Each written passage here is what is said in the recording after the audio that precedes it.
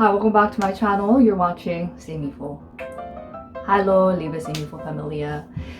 It is absolutely scorching this week. It is July, the third week of July, and it is like burning here in my room. The interesting thing about a lot of the UK residences or student accommodation halls or even public transports is that there is no AC. It is pretty rare to find any student accommodation halls with the AC. So that's something that we can all sort of have a public campaign and let the halls have the AC. Anyways, today before I head over to school to do more of my analysis on my dissertation, I'm going to record this quick Q&A as a lot of students are about to get ready to come to London for the upcoming year. So let me just jump in.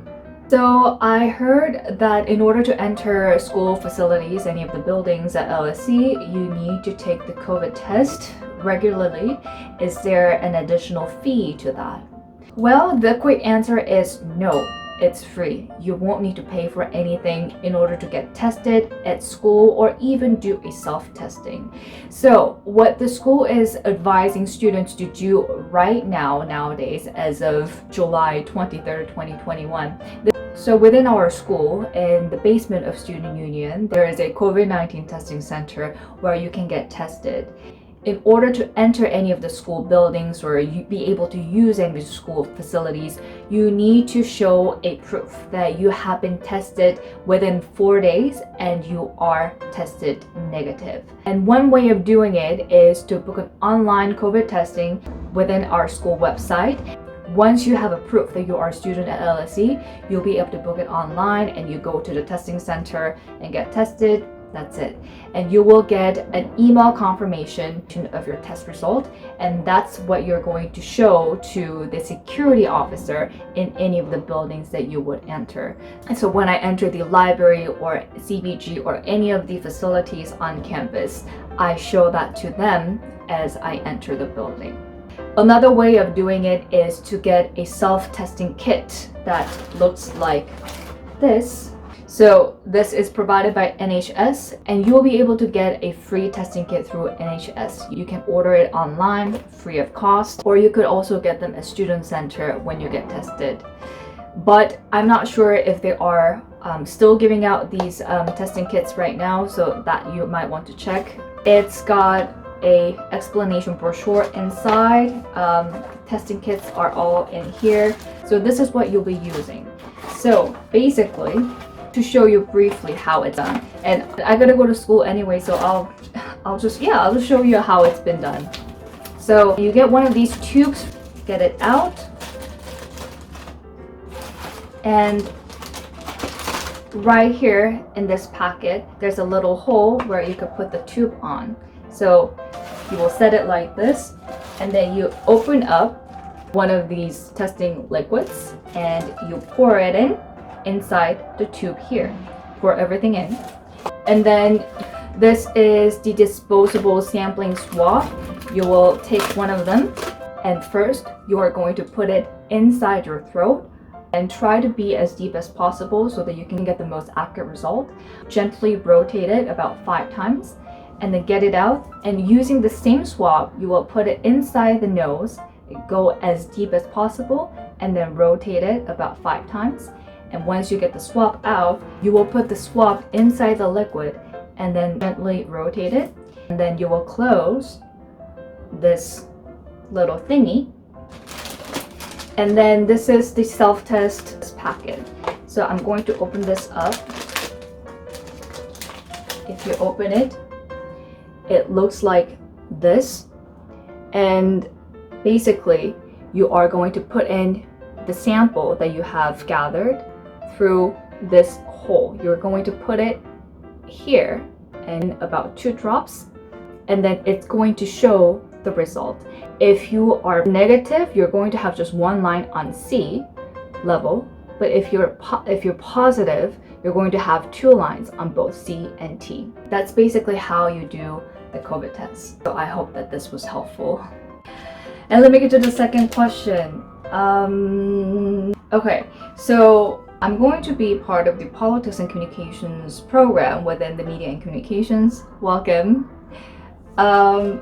Is there a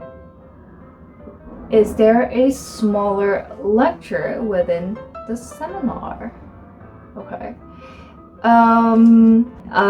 Yes. Okay. So I think what you are talking about is the lecture and the seminar. So yeah. So when I first came to the UK, this was the educational system that I was not aware of. So let me try to explain. So basically, for every module, for every class that you take, it is consisted of the lecture and the seminar.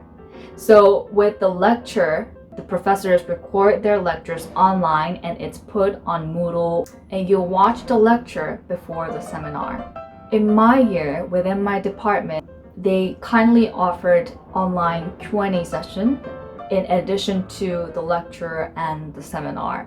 So we would watch the lecture before the Q&A session, and the Q&A session is just an additional time where people could ask questions regarding the materials that you have learned in the lecture. And then when you get to the seminar, whether in person or online, seminar is a group discussion where professors would ask questions and we would really delve into the lecture. Is one-way communication, but in the seminar you are delivering and discussing all this material that you have already digested through watching the online lecture. So during the seminar, oftentimes there is a heated discussion and debate, and that's when you will get academically very stimulated as well. And there was a concern about not being able to make it to London and not being able to attend in-person seminar. Yes, well, I would say personally, it is better if you could arrive in London and be able to attend those in-person seminars, because especially in the Michaelmas term, some of the things that we learn are the core modules, and you really want to get the foundation solid. So for me, having that in-person interaction was so important. But I mean, with the circumstances that are out of our control, if you can't come, there will be ways that you'll be able to do it. But I know that it's been very hard for many students who are outside the country, who are not in London, to be able to cope with all these online learning. Yeah, so there are pros and cons. I've seen people who are in their home countries and did not ever make it to London throughout the year, and they finished the entire learning academic year within their own country. So there are situations like that. But if I were in your shoes, I would preferably attend these seminars in person. Yeah, so I'm watching this video for the second time, and this is the video that was telling the story of me losing my passport the day that I arrived here in London. And so I am currently self-isolating, and it's been really helpful to watch your videos and your stories. Thank you so much for sharing. Thank you for telling me that. Are you wrapping up your London life now, or do you plan to stay for a little bit longer?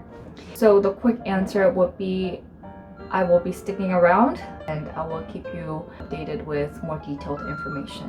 Next question, have you heard anything about how good or reliable the Wi-Fi is in the various LSE halls, particularly Lillian Knowles? I saw recent reviews online that say the Lillian Knowles internet is constantly broken, but I can't tell if this is just one or two disgruntled students or if it is actually a common experience.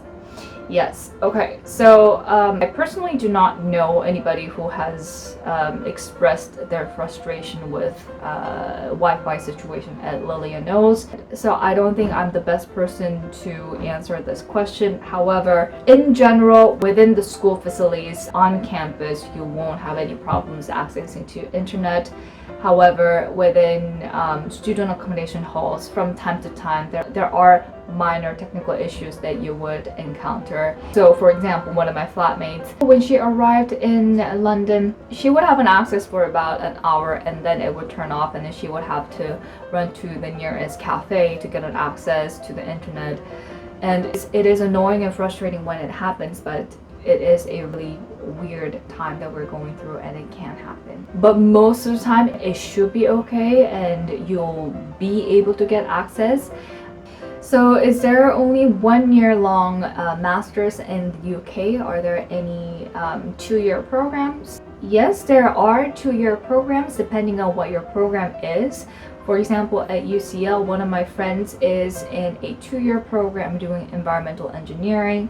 So depending on what your programs require, it can be 2 years, but most master's studies programs here in the UK are going to be 1 year. And the last question, would you mind me asking about the hall and area of Butlers Wharf? I'm currently torn between going for Butlers Wharf and a private housing within walking distance to LSE. Alright, so if you say walking distance, it depends on how you define walking distance, because for me, from Butlers Wharf to our campus, it is within walking distance because I do walk a lot. But when it's really hot like these days, you probably don't want to walk because you might pass out at the heat. So if it is an absolute non-negotiable that you want to make sure that you're able to walk to school within walking distance of, let's say, 5 to 10 minutes, then Butlers Wharf is definitely not your choice. It takes about 45 minutes to walk all the way to school from Butlers Wharf. So people who like to live closer to the campus, they often go to High Holborn or Passfield, which is about 20-minute walk from school, and also Urbanist Westminster, which is about 10-minute walk from school. But if these student accommodation halls are not within your budget, then you also could definitely go for private housing.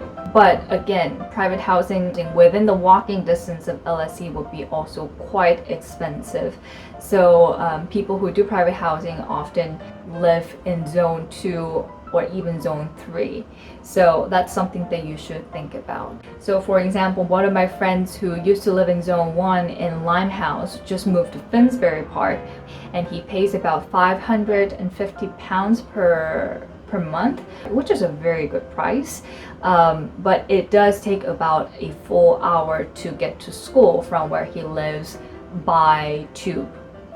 And there were a few other questions. Do you have any information on female-only flats versus normal flats? Do girls seem to prefer female-only flats to normal flats, or have there been any issues of females living in normal mixed flats that you've heard of? Okay, so I personally chose female-only flat for personal reasons, and I think asking these following 2 questions will help you make a decision. So first, imagine coming out of your room in pajamas. It is early Sunday morning and you want to make something in the kitchen. And there are male flatmates who are already cooking in the kitchen. If you're okay with that, then yeah, why not? Secondly, as you said, you are going to be living with young, healthy mix of male and female adults, and you know, things can happen. Not that every flat experiences it, but I mean, this is a very natural, it's the same anywhere in any dorms and colleges or unis, you know? So I've heard dramas happening in mixed flats, but I personally am not that interested in hearing other people's dramas in life, so that's kind of all I can say. But yeah, something that you can think about. And hopefully these 2 questions will help you make a decision. Okay, I should head over to school because I really want to get some quality work done today. Wish me luck, and I'll see you guys in the next video. Bye!